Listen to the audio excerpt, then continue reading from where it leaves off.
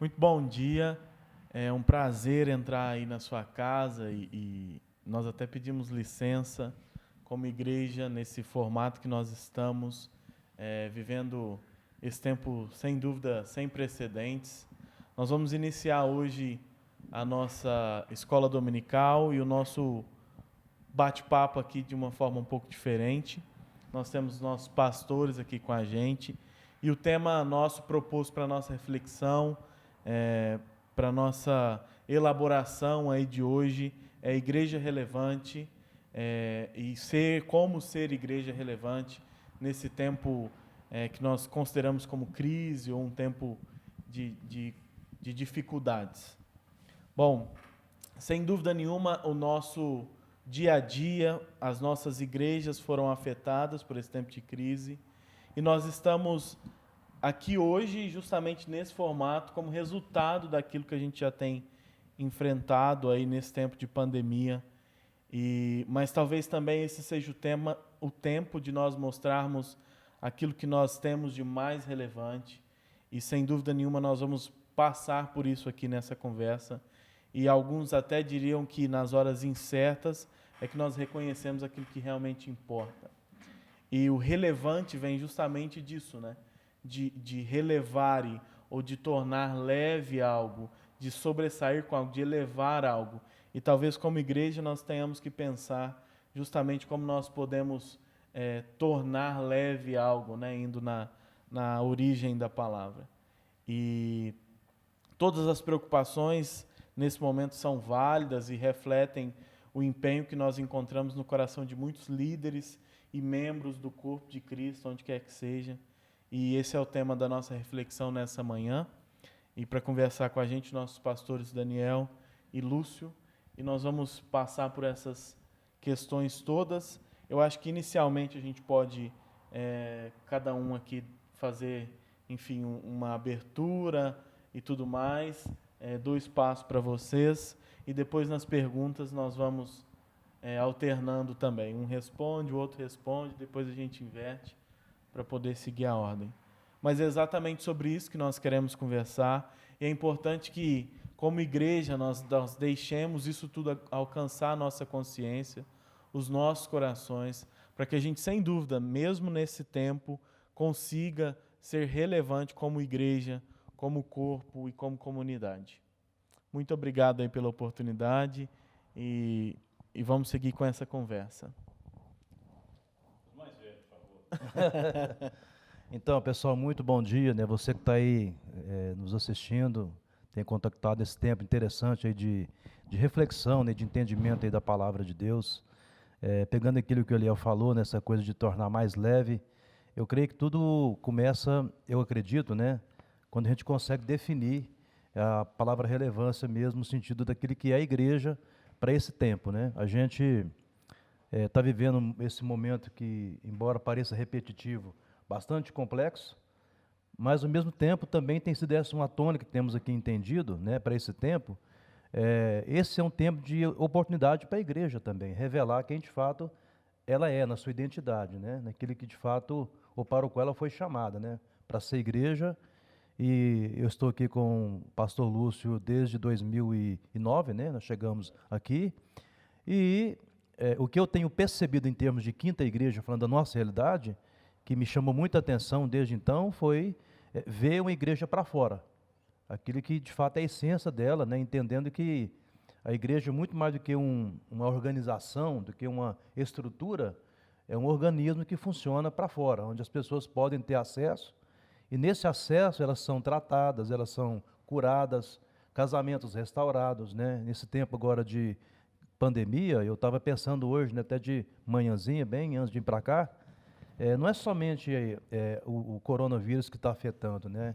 A igreja tem outras coisas pelas quais ela também lida, ou com as quais ela também lida, né? Como aconselhamento, né?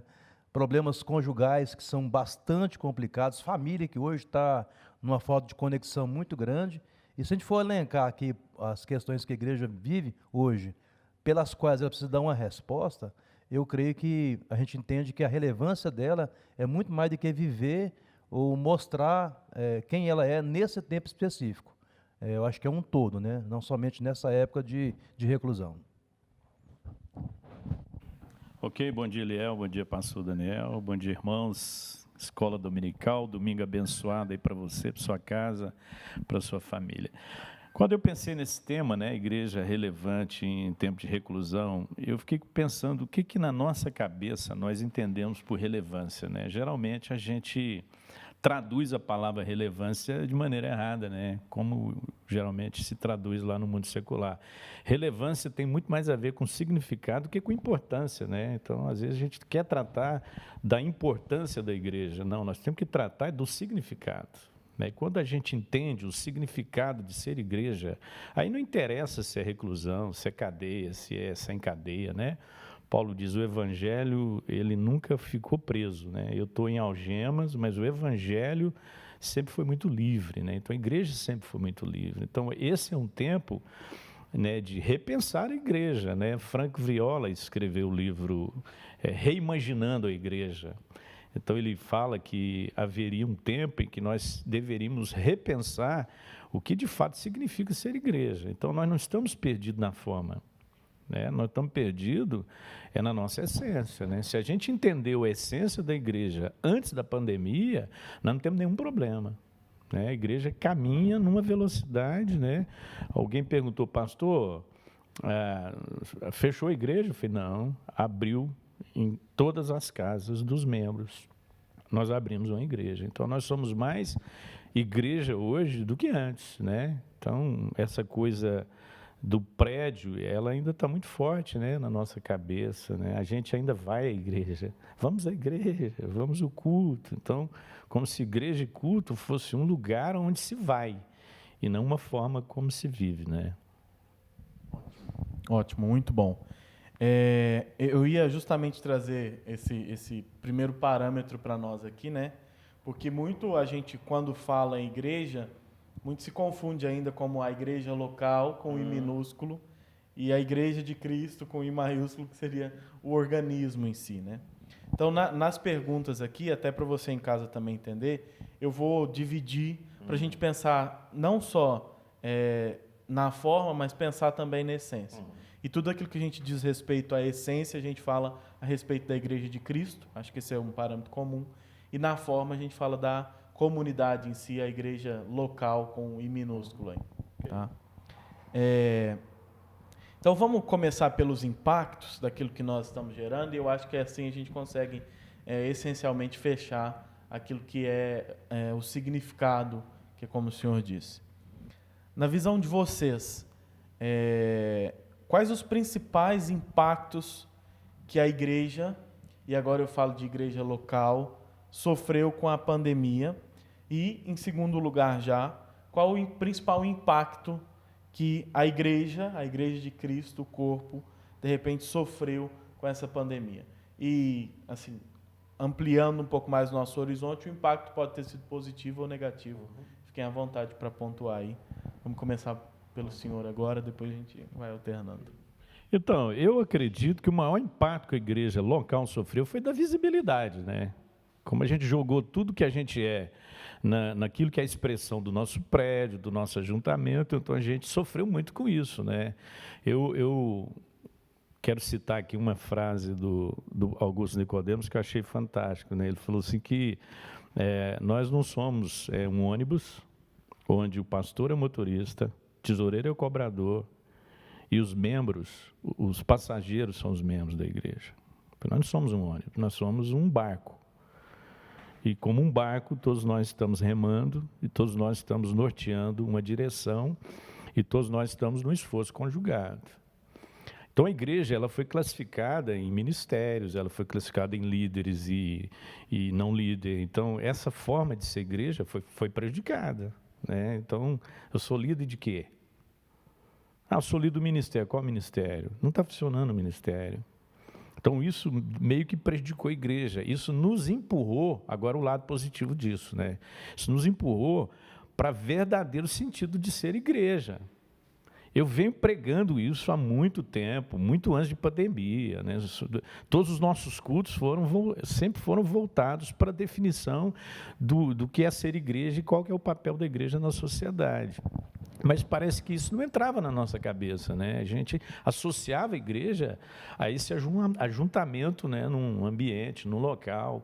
Então isso nos fez assim meio que ficar perdidos. Eu, sinceramente, eu acho que nós, os pastores, sentimos mais falta do rebanho do que os crentes sentiram falta da igreja.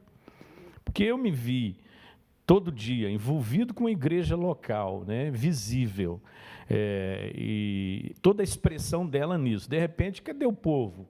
Eu entrei em crise com isso, né?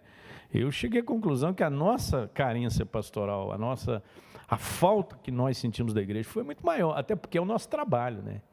Então, os membros comuns saem de casa, vão para os seus trabalhos, têm a sua vida lá, e o nosso trabalho é a igreja. Então, nós ficamos meio que perdidos. Então, a gente sofreu mais no aspecto da visibilidade, né? Então, a gente não conseguiu, ao longo da história, ser igreja sem o prédio.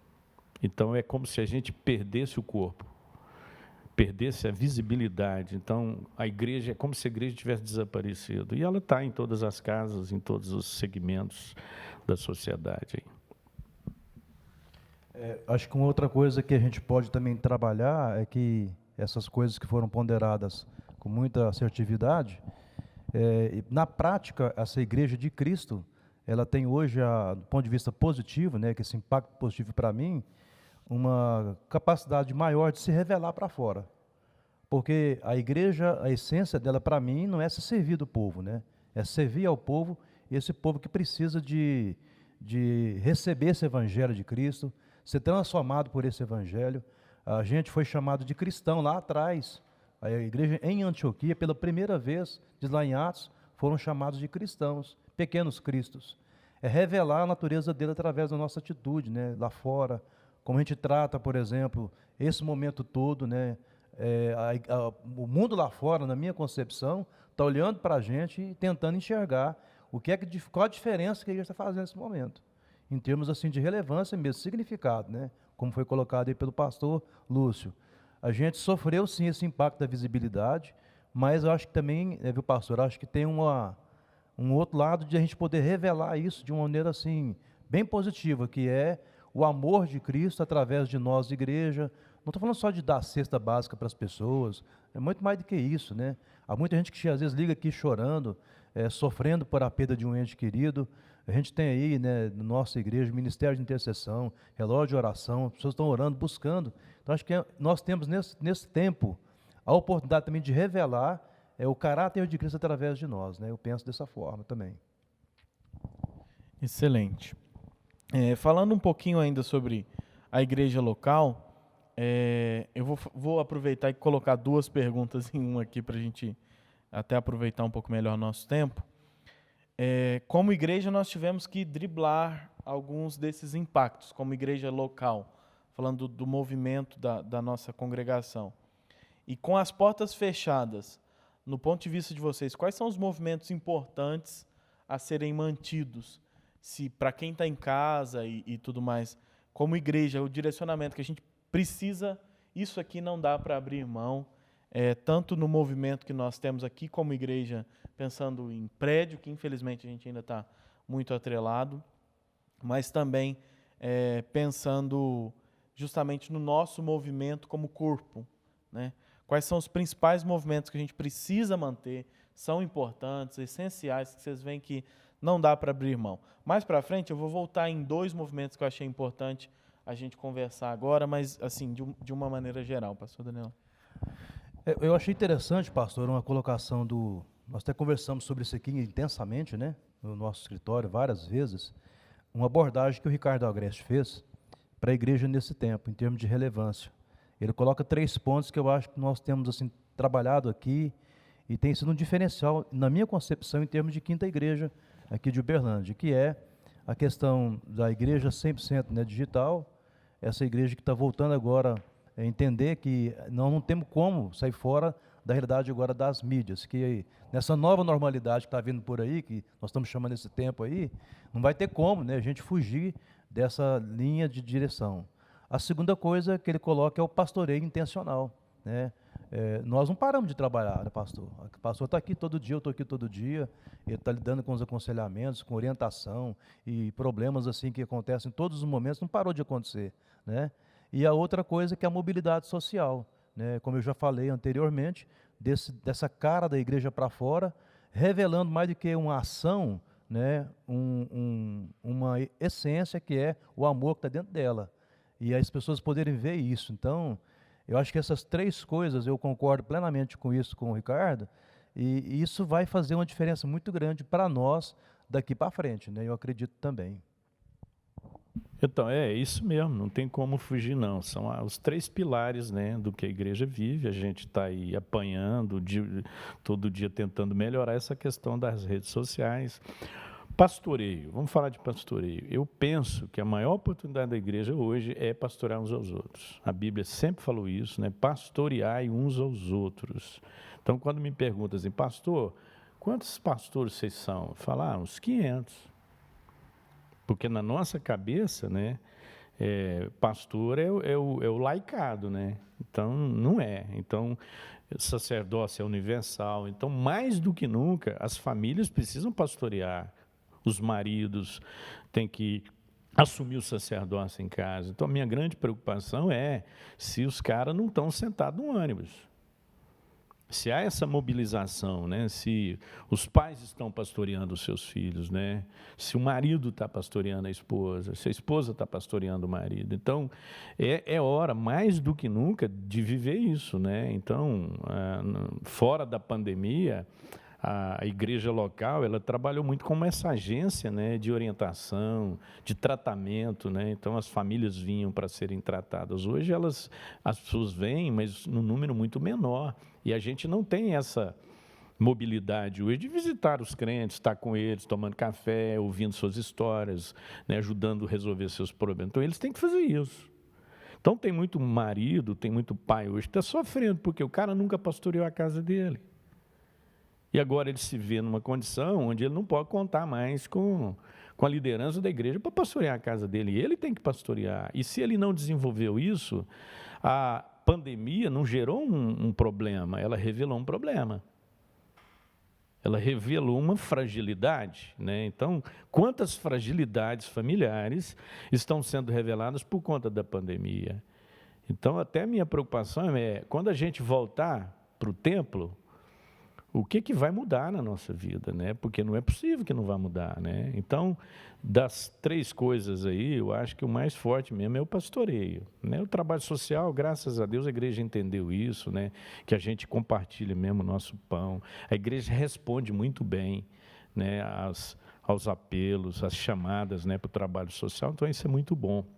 Uma coisa que a gente tem que ressaltar aqui, com relação à Quinta Igreja, né, nós, os pastores, ficamos até assim, muito gratos a Deus pela maneira como a igreja tem agido financeiramente nesse tempo. Em momento algum, a nossa igreja foi desamparada financeiramente, né? Os irmãos muito conscientes de que eles não precisam de um gasofilácio. Eles não precisam de uma reunião pública para exercer fidelidade e generosidade. Então, os irmãos têm entendido isso, têm sido fiéis. Nós não tivemos nenhum prejuízo, né, nesse sentido. Então, e a gente sabe que isso também é importante, né? Dinheiro é importante. Então, a pandemia, muitas igrejas sofreram financeiramente com isso, né? Algumas tiveram que abrir mão de programas, de ações sociais que ela desenvolvia, né, por conta da queda na arrecadação. Então, a nossa igreja, né, assim, louvo muito a Deus pela fidelidade, pelo entendimento, né, pela mentalidade do povo. Só pegando o gancho, pastor, interessante que eu recordei aqui algo que acho que é pontual. Nós tivemos um congresso de pastores do nosso presbitério, né, e recebemos o Paulo Júnior nessa ocasião, e ele fez uma abordagem que eu achei que é fantástica para esse momento, a gente também refletir. Esse conceito, essa consciência que a gente precisa ter de igreja rebanho e igreja pastor. Porque a gente, às vezes, ficou muito tempo, né, como pastores, desenvolvendo mentalidade de igreja rebanho, né? Eu me refiro às igrejas que trabalham muito na questão da manutenção. Elas não têm um programa de crescimento visando ser para fora, revelar a identidade dela enquanto pastoreio.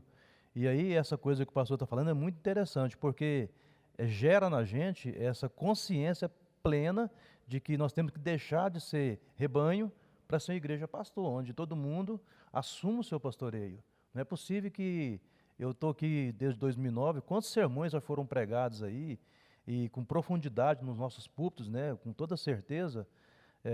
E o que isso tem feito de diferença na vida nos casamentos, nas relações de pais e filhos? Então, como é que esses pais aí estão pastoreando outros pais, né? Como é que um jovem está pastoreando um outro jovem, sim, assim por diante. Então, essa consciência de igreja no pastoreio, eu acho que para esse tempo ela precisa ser um pouco mais trabalhada, não só aqui na Quinta, mas acho que a nível geral, né? Se tiver essa consciência, em termos gerais, eu creio que vai fazer uma diferença muito grande no nosso cenário no Brasil, né? Perfeito. A próxima pergunta era justamente sobre isso. E a gente olhando, a pandemia também trouxe a oportunidade de muita gente de outras congregações consumirem daquilo que a gente está fazendo aqui também, e vice-versa, né? E aí eu queria que a gente ampliasse um pouquinho mais a conversa, e depois nós vamos voltar de novo nesses assuntos mais específicos aqui. Mas nesse tempo, nós vimos muitos esforços e gente quase enlouquecendo para pensar em produzir, programar, e, enfim, fazer uma agenda, e já nesse sentido de ter uma agenda que fosse 100% digital, porque presencial, vamos dizer assim, já não cabia mais. E, na opinião de vocês, toda essa preocupação é válida? Ou essa preocupação, de repente, revela algo sobre nós? E se vocês agora estivessem aconselhando outros pastores, onde vocês diriam para eles colocarem os esforços deles? Sei que é uma situação hipotética e que vocês, obviamente, pelo que já conheço de vocês, iriam profundamente nos pontos que são mais peculiares a cada pessoa, mas pensando de maneira hipotética, como nós vemos essa questão de preocupação com as programações todas, e depois onde vocês aconselhariam colocar os esforços nesse momento? Eu acho que já meio que falado isso, né? Uhum. Eu estou aqui, repetitivo isso, mas eu vejo um perfil ministerial do Reverendo Lúcio, uma das coisas que é interessante nele é essa formação de líderes. Eu creio que muitos pastores podem aprender, como eu aprendi muito no meu ministério aqui, nesse tempo que nós temos estado aqui, fantástico mesmo, assim, de crescimento exponencial para a minha vida. E nós pastores, agora falando para os pastores, nós temos a dificuldade de aprender com o outro, porque a gente acha mesmo que a gente já está pronto, né? E a igreja está revelando agora, nesse tempo para nós, quanta coisa que nós não tínhamos noção, né? Quanta coisa que a gente não tinha percepção. A gente achava que era assim mesmo que estava sendo feito e que aquilo ia dar um resultado bom, e de repente veio tudo isso. Então, acho que foi uma reviravolta. O que eu aconselharia um outro pastor? Exatamente a olhar a igreja na sua essência, como nós colocamos aqui, né? A viver, a parar de pensar em manutenção e olhar para essa igreja como uma igreja que vai lá fora para ganhar pessoas para Jesus. Aliás, saquear, né? Pessoas do inferno para Cristo, né? Eu acho que é uma essência interessante a gente poder pensar enquanto igreja, né? E, gente, não podemos ter medo de aprender. A vida é assim, né? A gente precisa ter essa disposição de crescer, de chegar a um nível mais profundo. A rasura é muito ruim, até para a gente, inclusive.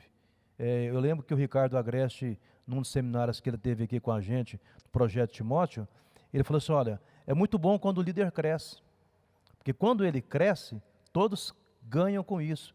Quando você que é pai, que está em casa, mãe, cresce na sua casa, na questão relacional, os seus filhos ganham com isso, todo mundo vai ganhar com isso. Então, acho que é mais ou menos isso que eu estou entendendo que você perguntou, né? Assim, a minha abordagem seria mais ou menos nessa direção. Muito bem. A gente é muito tentado pelo funcional, né? Então, os colegas dizem, o que está dando certo? O que está funcionando? Eu lembro dos congressos, os congressos que a gente ia, e era assim, tinha uns estandes, né? Os caras falavam, o que tem de novidade? O que tem de novidade? A gente é muito atraído por isso, né? Evangelhos puros e simples. A gente tem que voltar à simplicidade do evangelho. A gente foi complicando demais as coisas. Eu, sinceramente, eu estou achando tão gostoso a gente ser igreja, né? Nesse tempo. a gente entender, né, a nossa essência, nosso papel, né, a pessoalidade, né, a gente desvencilhar-se da personalidade, culta personalidade, gira em torno do prédio, de um indivíduo, né, a gente está conseguindo se livrar disso, né. Então, quando Philip Yancey escreveu Alma Sobrevivente, igreja por que se importar? Na igreja, a gente bate na gente mesmo, né? A gente fala da gente, fala da igreja, nós estamos falando da gente mesmo, bate na gente mesmo, mas nós temos que entender a importância da igreja. A sociedade está gemendo. A sociedade está gemendo, né? Hoje o município aqui está discutindo, né? Resolveu que a igreja é essencial, né? Nesse tempo de pandemia, que a presença da igreja aberta é importante, né? Então, uma discussão ferrenha aí em Uberlândia, o Conselho de Pastores entrou nisso, né? E ganhou essa parada aí.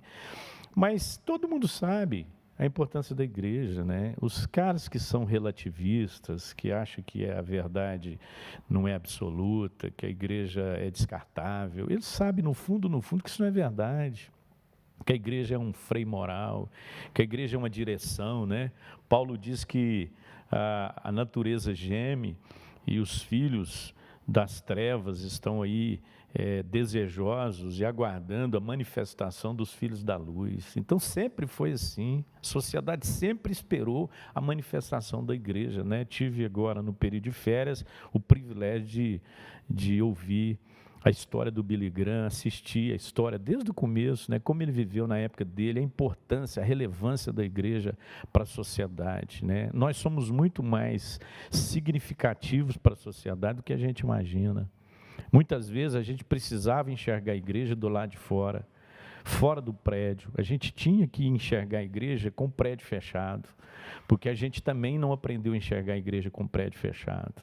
Então, fechando o prédio, nós aprendemos a enxergar uma igreja que é muito mais relevante, que é muito mais expressiva do que essa do prédio, que tem mais visibilidade e que está em todo lugar, né? O pastor lá do Ministério de Igreja em Célula, Roberto Lai, diz que a igreja ela é como uma locomotiva, né? Ela é leve, ágil e feroz. Mas é leve, ágil e feroz quando ele fala da igreja como gente, que está em todo lugar e que mobiliza. Ele não está falando do prédio, o prédio às vezes é pesado. Então, uma mensagem que nós, os pastores, devemos ensinar hoje é os crentes tomarem consciência do papel deles, da importância deles, né? No significado deles, melhor, no significado, na relevância dele para a sociedade. E a gente tem que aprender a valorizar isso, né? Nós não somos mais uma opção para a sociedade, nós somos a solução. Ótimo, excelente.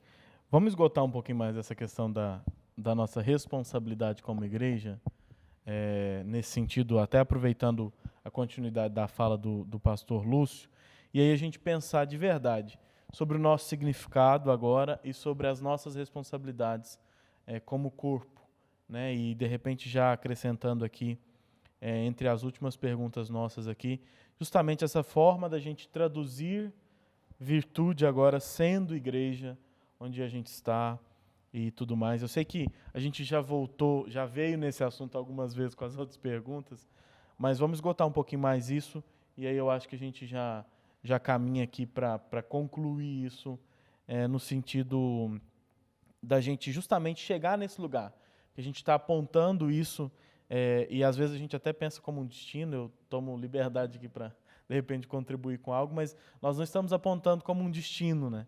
Nós estamos apontando como uma referência. É o ponto de partida e não o ponto de chegada.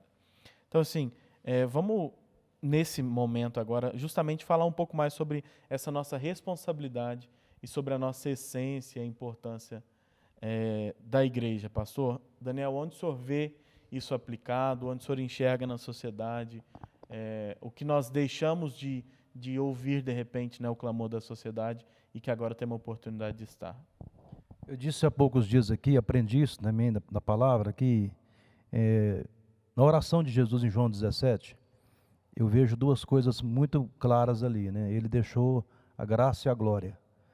A maneira da igreja se manifestar enquanto igreja também nesse tempo é exatamente as pessoas verem nela essas duas realidades, que Cristo deixou para a gente como presente, como dádiva, como fundamento para nós. Nós temos a oportunidade de manifestar a graça de Deus e a glória de Deus.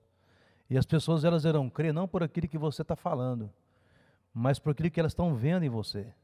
O modo como você está lidando com as pressões, o modo como o cristão lida com a ansiedade, com a angústia, com o medo, né, com a dúvida, o modo como a gente lida com a falta de provisão dentro de casa, de repente.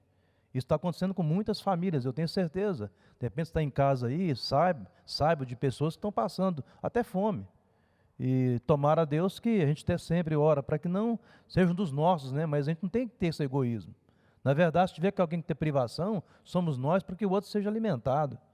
Então, eu penso que é uma oportunidade excelente da gente mostrar esse significado de igreja, manifestando a glória de Deus, a graça de Deus para as pessoas. Elas precisam ver isso em nós. Não adianta nada a gente ter um conceito do Evangelho bem fundamentado dentro do nosso coração e o nosso caráter não ser mudado, né?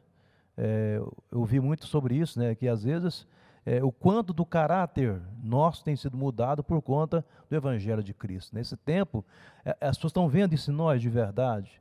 Então, na maneira como elas são assistidas. Então, gente, não estou falando aqui só de essencialismo, não, tá? Esquece isso. É muito mais do que isso. É revelar uma natureza. E quando isso acontece, é tão normal, é tão ordinário, que aquilo que é o extraordinário passa a ser o ordinário, né? Então, acho que teríamos que pensar bem nisso. Você que está em casa vendo aí, nós temos oportunidade. Você que é vizinho de alguém aí, que às vezes é um cara complicado, você que lida com as pressões do dia a dia no seu trabalho. Então, como cristão, como é que o seu colega de trabalho está vendo isso na sua vida? Isso é ser igreja, né? Poxa, esse camarada tem uma maneira diferente de agir, de ser. Então, alguma coisa dentro dele é diferente. Então, é a manifestação da graça e da glória de Deus. Até porque não é só para esse tempo, né? Sim. Então, uma das grandes frustrações do capeta é que ele está debaixo da graça, mas ele não manifesta a glória. Então, a gente acha que ser cristão é estar debaixo da graça de Deus. Gente, isso é o mínimo que aconteceu conosco. Ser cristão é manifestar a glória de Deus. Aí, quando você fala da nossa responsabilidade, a gente associa a responsabilidade à tarefa e não à vocação. Então, eu estou muito mais preocupado qual é a tarefa que eu vou desempenhar nesse tempo de pandemia como igreja, ou como eu vou manifestar a glória de Deus. E aí Jesus, no Sermão do Monte, diz com toda clareza que nós somos sal da terra e luz do mundo, e a nossa luz vai brilhar, as pessoas vão ver as nossas boas obras e vão glorificar o Pai que está nos céus. Então, nós temos que ter mobilização que glorifica o Pai. Né? Essa coisa de o cara ser curado e cair nos nossos pés, nós vamos ter que fazer igual Pedro, você levanta porque eu sou homem igual a você. Nós temos que levar as pessoas a serem beneficiadas com assistência, com aconselhamento, a entrar no templo saltando e louvando a Deus. Então, essa é a nossa responsabilidade. Como é que eu tenho certeza que eu estou desempenhando a minha vocação? É o resultado que se está produzindo em termos de glória de Deus. Não é algo que vai cair na minha conta. É algo que vai cair na conta de Deus. As pessoas vão olhar lá e vão ficar admiradas com a grandeza de Deus. Porque como é que as pessoas vão conhecer o amor de Deus? Através do meu amor por elas. E amor é importância. Amor é significado, amor é dádiva. Então, nós, mais do que nunca, nós temos a oportunidade de revelar Cristo para as pessoas. Né? As pessoas olharem e dizer, puxa, a igreja fez toda a diferença na minha vida nesse tempo aí de pandemia. Amém. Eu vou consolidar aqui a pergunta. A gente já falou um pouco sobre discipulado e acho até que a gente pode até já ficar com o que nós falamos. Uma outra pergunta que eu tinha aqui, e essa é a penúltima, prometo, é a respeito da fidelidade. E a importância disso para nós, e não só agora, né? Mas nesse movimento de ser igreja que nós estamos falando. Porque muitas vezes nós pensamos na nossa fidelidade só como a forma de pagar a conta. Só que, na verdade, isso revela mais, porque é justamente o movimento nosso de se comprometer. Mas qual a importância nessa visão que nós estamos trabalhando? Que eu acho que aqui agora a gente conseguiu ampliar, nós não estamos falando só do momento, nós estamos falando daquilo que é o significado, da fidelidade em si e de tudo isso que a gente vive e que, obviamente, passa por dízimos e ofertas, e, enfim, de tudo isso que a gente está passando agora. Eu lembrei de algo que eu aprendi aqui, né, pastor? Interessante. Eu não sou fiel a alguma coisa. Porque se eu for fiel a, quando essa coisa pela qual eu estou jurando uma fidelidade falhar, eu também vou falhar. Então eu sou fiel para, né? E fiel para é a ideia de propósito. Independente do que está acontecendo, de todas as intempéries que vier, como igreja, eu tenho um propósito. Eu revelo Cristo através do meu propósito de vida. Então, quando eu estou desenvolvendo o meu trabalho, os meus dons e talentos na igreja, eu estou pensando em questão de propósito. Na minha fidelidade, ser para, né? A ideia de que existe um objetivo maior pelo qual eu fui comprado pelo sangue de Cristo. E isso tem que bater muito forte no meu coração. Então, não depende de uma circunstância para eu ser fiel. Eu sou fiel por conta de um propósito já definido na minha vida. Deus já me deu motivos grandiosos para que isso seja uma verdade para o meu coração. Então, ser dizimista, continuar mantendo fiel ao propósito pelo qual você foi chamado no ministério, num pequeno grupo, como líder, como auxiliar, como hospedeiro, né? Nós temos essa frente aí na nossa igreja, é questão de propósito. Né? Se os crentes entenderem isso aí, viverem isso, nossa, meu Deus, depois que tudo isso passar, eu fico imaginando, viu, pastor, sinceramente, quantos pequenos grupos a gente vai ter aqui. Porque essa é a cara da Quinta Igreja. Tem que ser. Não tem como você pensar diferente hoje, né? Fora disso. Então, é essa ideia que eu tenho, de fidelidade ligada a um propósito, não a uma condição. Então, fidelidade é um atributo, né, de Deus. Deus é fiel.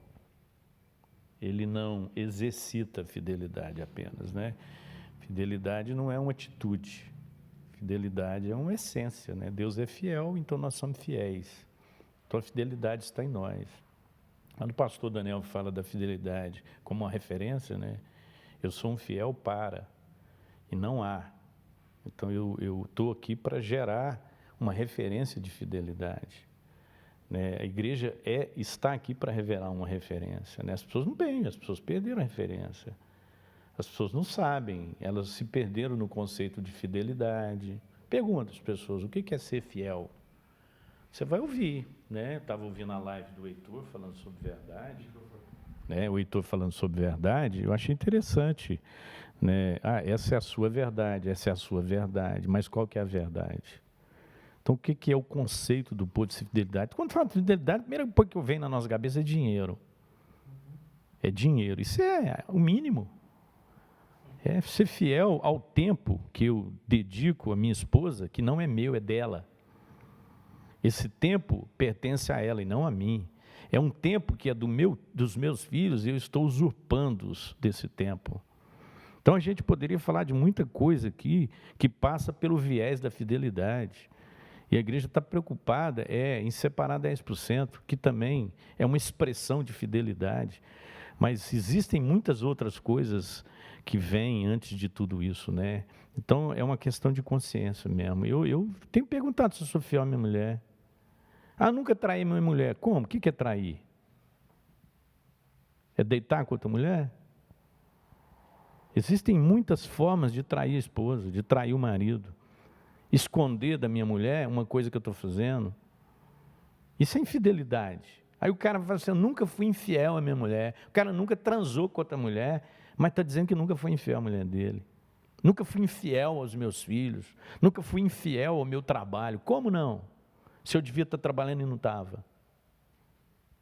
Se eu estou roubando horas de serviço do meu chefe, eu estou sendo infiel. Então, a questão do gasofilácio, que também é uma referência, né? É uma demonstração, isso é o mínimo que a gente faz. Excelente. Com tudo isso aqui, que banquete, né? Acho que quem está em casa aí pôde aproveitar bastante. Eu pude aproveitar primeiro, e aí é o meu privilégio. Mas com tudo isso aqui, como que nós vamos voltar? Porque se a gente encarnar essa consciência agora, como nós vamos voltar para a igreja? Porque a gente disse aqui que nós não vamos mais à igreja, né? Nós não vamos mais ao culto, mas nós somos. E aí, como nós vamos voltar? Quem vocês esperam que volte para a igreja? Que igreja vocês esperam que volte para o templo? Né? Porque a gente falou, o senhor ainda citou, que nós deveríamos estar devolvendo quem não andava, saltando de alegria para dentro do templo. E aí, quem nós vamos voltar? Isso me arrepia de verdade.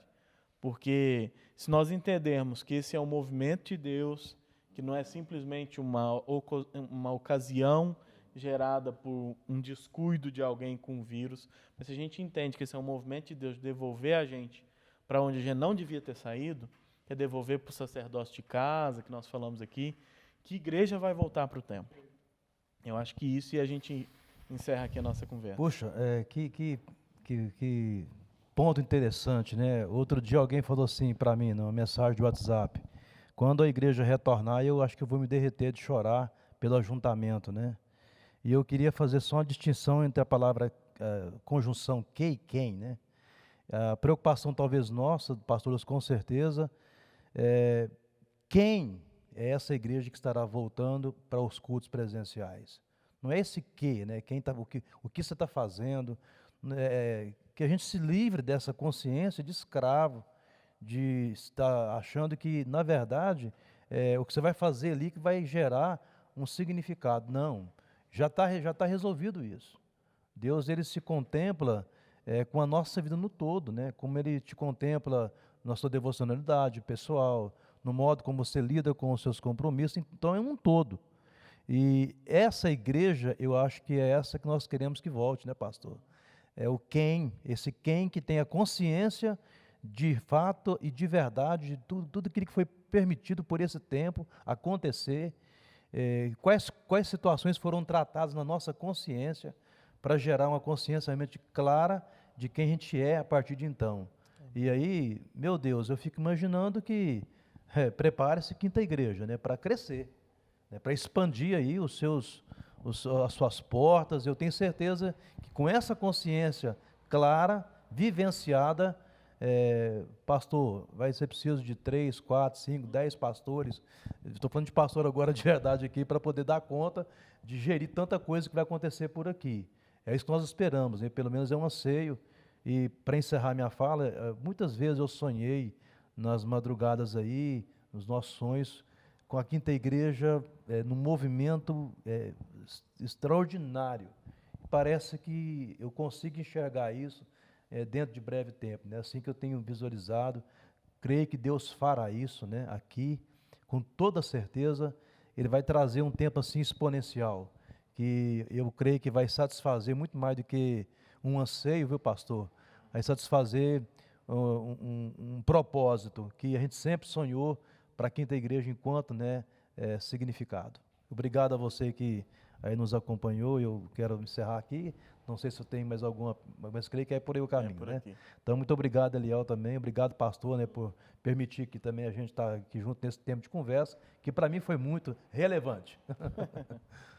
Excelente. Então, quem é? Quem é, volta. Quem não é, não volta. Alguns não vão voltar, alguns vão falar, cara, negócio de prédio, esse negócio, eu vou ficar em casa mesmo. Vou ficar ouvindo os cultos aqui de casa. Esse cara não tem compromisso. Ele já pensava assim, só faltava oportunidade. Então a oportunidade chegou e esse não vai voltar. Muitos voltarão entusiasmados, aquele crente que por qualquer coisa, não vou na escola dominical, não vou no culto hoje. Esse cara agora vai querer estar todo culto. Falei, cara, como é que eu perdi isso, né? Estou aqui em casa, aqui sozinho no sofá com a minha família, participando da escola dominical, do culto. Quantas vezes eu fiquei aqui em casa no domingo, eu poderia estar lá no louvorzão, com o pessoal adorando a Deus junto. Não vou perder culto mais. Vai dar uma fervura assim no cara. Muita gente que não vinha na igreja, que estão tendo acesso às mídias, à nossa fala, né, à nossa visão de igreja, vão apaixonar e vão vir, quero frequentar essa igreja. Eu mesmo já ouvi pessoas, pastor, quero frequentar a sua igreja. Nossa, eu estou ouvindo umas coisas que eu nunca tinha pensado, né? O cara não tinha oportunidade. Então, vai ser uma coisa diferente. Não dá nem para dizer quem vai sentar nos bancos da nossa igreja, não, irmãos. Algumas pessoas a gente entende que realmente estarão aqui. A gente é capaz até de colocar o nome delas ali nas cadeiras e certeza que elas vão sentar ali de volta. Outras eu não tenho essa certeza. Agora, uma coisa é verdade, a igreja nunca mais será a mesma. Nunca mais. Ou ela melhora ou ela piora. Mas a mesma coisa, esquece. Sim, graças a Deus por isso. Muito obrigado de novo pela oportunidade. Você que está em casa tem o privilégio de receber direção fresca, né? Aqui direto dos nossos pastores. E para nós é uma oportunidade mesmo e um privilégio receber isso. E eu acho que como igreja agora, né? Eles falaram como líderes, mas como igreja, acho que a nossa preocupação tem que estar em estar alinhado. E alinhamento não necessariamente é estar perto, né? Porque nós servimos a um reino que está aqui, mas não é daqui, nós precisamos estar alinhados com isso. Que nas nossas casas e nos nossos corações, nós entendamos que nós não estamos parados, mas nós estamos justamente sendo gerados nesse quem que Deus espera que nós voltemos para os templos, já que Ele nos devolveu de volta para as casas, para depois encher os templos daquilo que realmente deveria ser o significado da igreja. Que você seja abençoado nesse domingo, que, sobretudo, a sua casa seja abençoada. Nós, sem dúvida nenhuma, queremos aqui contribuir e os nossos corações é exatamente voltados para isso, e posso falar por vocês dois também. E que Deus abençoe a sua casa, que Deus abra os nossos olhos com relação ao quem igreja nós devemos ser. Deus abençoe e tenha um excelente domingo.